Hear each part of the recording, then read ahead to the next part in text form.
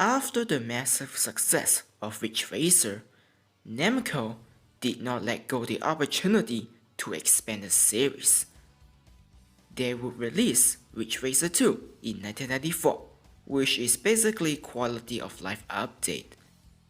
Then, a true sequel in the form of Rave Racer the following year. It gets rid of the bright summer vibe in replacement for a dark and edgy atmosphere. Because that's what people think games supposed to be. People think only real men should play them. However, this game never received any home ports. So, Namco released Ridge Racer Revolution for PlayStation 1, which is nothing special. But then, a true sequel would come along. Ridge Racer is developed and published by Namco, released in 1996 for the original PlayStation.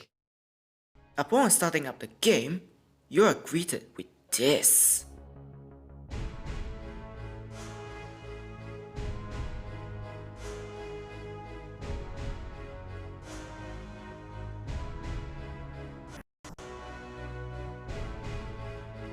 Wow, everything becomes so serious. Not sure if I like it or not. You then are presented with this screen, which acts as your hub world, where you will be spending most of your time on. Think of this as career mode. When you begin, you have one slow car and no money, and it's your job to climb to the top. And if you think this is similar to Gran Turismo, congrats! You are correct. Many people think GT is the first one to invent the whole career mode thing, but honestly, Ridge Racer is the one to do so. Remember, this was also the company that created Metroid before Metroid is even a thing. Back to the game itself, where you start at the rock bottom. You will have to do races to become the Ridge Racer, as what the intro proclaims. You need to know the drill to become a race queen. Oh yeah, this also marks the appearance of the race queen herself, Reiko. Right when the light goes out and away we go. We immediately notice a significant difference with the game visual. It certainly is a big step forward compared to the original Ridge Racer. The surroundings have more attention to details and look much more about what they try to represent. The whole scenery had a new makeover to make the game stood out compared to OG, which is a good thing. The graphic itself also looked nice with less pop-in and ran at a better frame rate and higher resolution, and as a result, you can see ahead more clearly without being confused about where to go. Something that Speed King from Konami failed to do. Speaking of attention to details, Namco continued to improvise on the aspect. Not only there are different tracks, but the tracks themselves are connected with one another. At this tunnel after the waterfall, on the first race, you go straight. Then the second race, to the right, and the third race to the left, and the next one, and the next one. Oh yeah, there's also this one. Instead of turning right at the start finish line, you go straight. Thus, providing with different varieties. For a 1996 game, this is impressive. All of these tracks really provide different experience for the players, as they will have to use different approach to tackle these challenging courses. As if that's not good enough, these tracks, when combined together, really form a larger adventure on the map. It's like OG, but much bigger and better. Of course, a racing game is not perfect without a list of amazing soundtracks.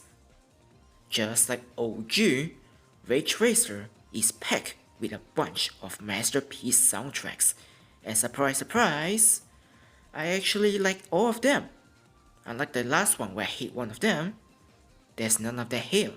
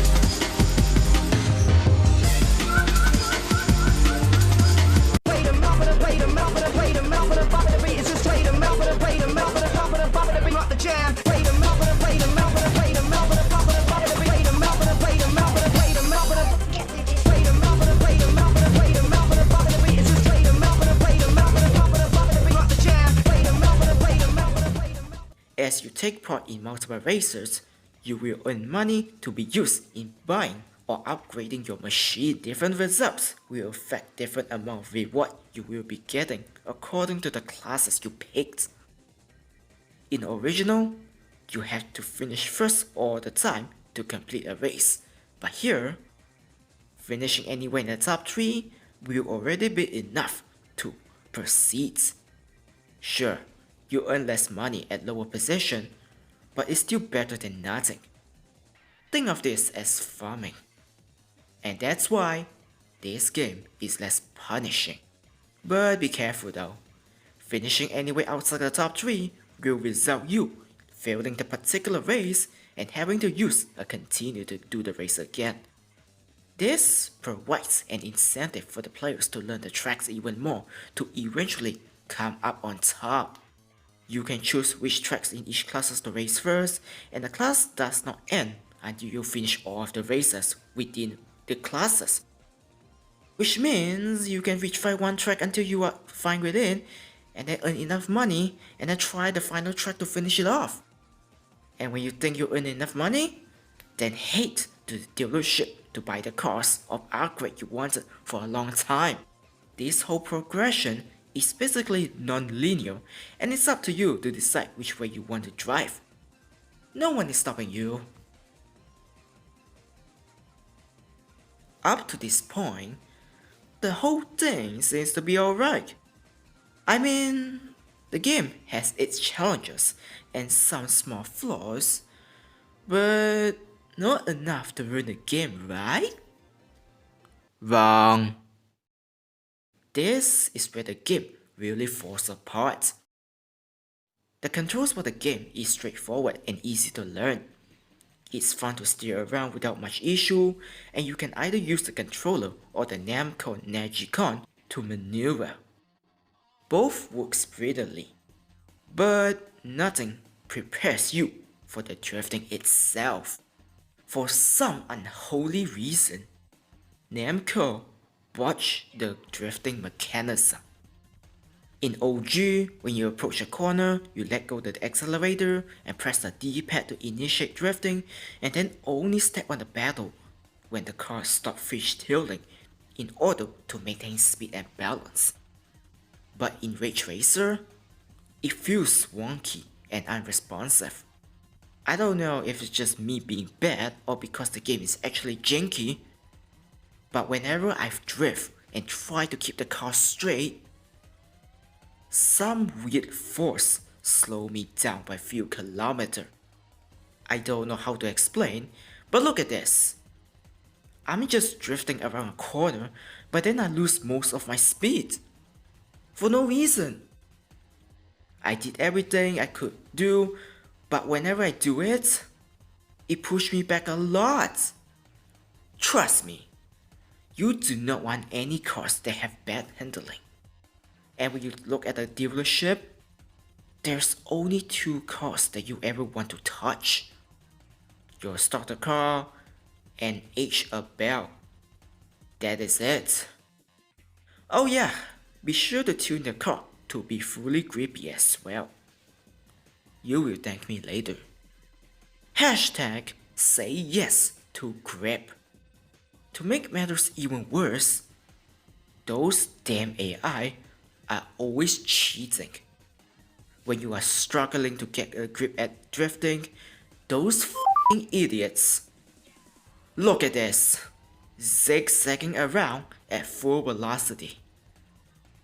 As if nothing happened. And that's not even the worst part. The terrible physics still lingers around. Yes, this existed in OG, but because in that game, apart from getting first in a rather short game, it didn't concern me. But here in Rage Racer, every race feels like you're fighting with your life. The bad physics occur when you bump into any of the 11 rivals on track, where colliding with anyone will make you lose all of your speed, and you watch as they ran away from your bumper wheel. At some random occasion, you came to a dead stop, but the AI that gave you trouble just ran away unscathed. Those random occasions will always occur at the worst possible moments. While those tracks are well designed, but traversing through them are literally a nightmare. Most of the sections consist of narrow passageway that makes overtaking close to impossible. Some AI decide to make things even worse by being a literal idiot.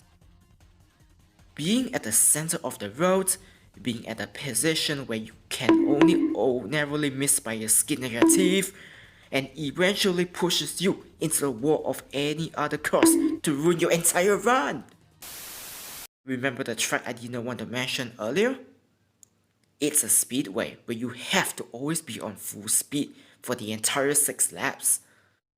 You bet your car insurance that one tap to the wall or any cars will make you lose the entire race. You won't believe how many attempts I needed because of this stupid idiot being at their absolute worst. To quote George Russell,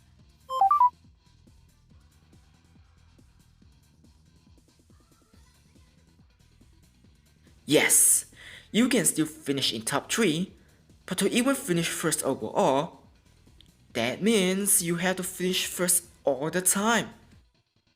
If you ever finish second, third in any of the race within a GP, you will never get first place. It's not like in STCC where finishing first in majority of the race will still grant you a first place. Here, one small mistake and you won't ever get the elusive gold trophy. This whole game is already hard enough with a ridiculous racing requirement, but the presentation will make you regret your life decision. Just like Rave Racer, Namco opted to make atmosphere dark and gritty. But it won't take too long to notice this entire style becoming soulless. And with the weather nowadays being way too hot for any of us, really kills the determination to finish the game. Look, I already have to deal with too much problem in real life, and having to deal more problems within the game itself. Wow, all of the problems accumulated together to form a big burden will stress you too much beyond your limit. And next thing you know, your mood is ruined. You are demotivated. You feel useless. And worst of all, you will rage. A lot. But I'm not a quitter. I continue to press on, conquering every classes, faces a painful moment of unfair moments.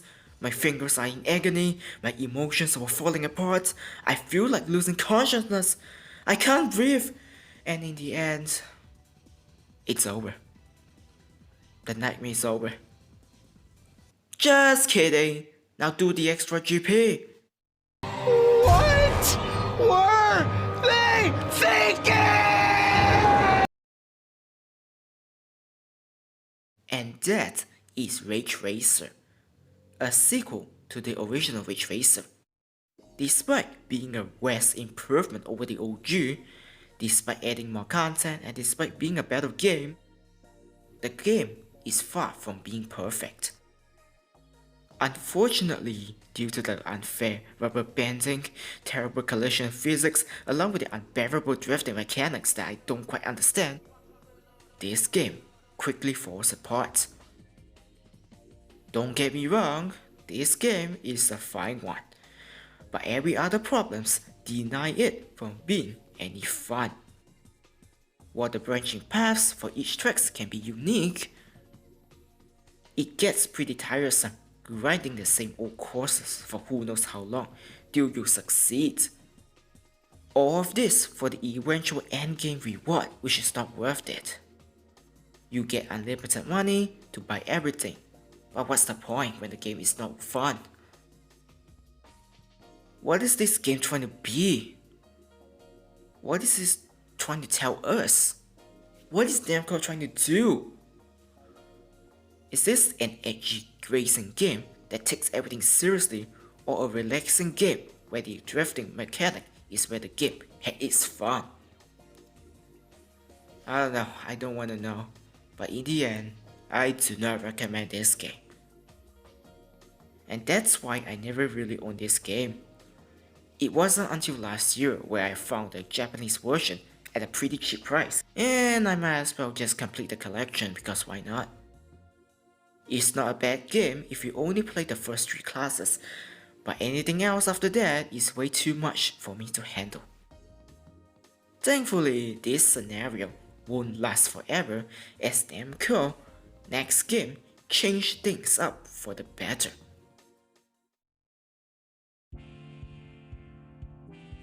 But until that day comes, if you excuse me, I need to calm myself down. Thanks for watching.